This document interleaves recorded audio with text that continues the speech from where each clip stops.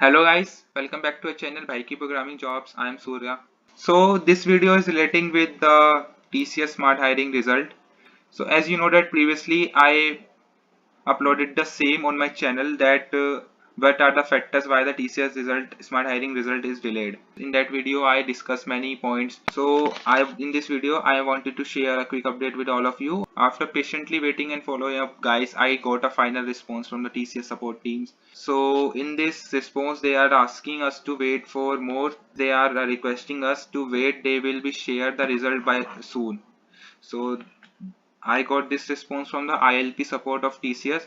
So don't worry guys, hopefully by this month end you will be receiving your TCS Smart Hiring results. Okay guys, so don't be panic guys, it will be shared soon, and if I get an update regarding the same over the mail, I'm sure it will be uploaded on my YouTube channel, and please join my Telegram channel. I will share the updates for this.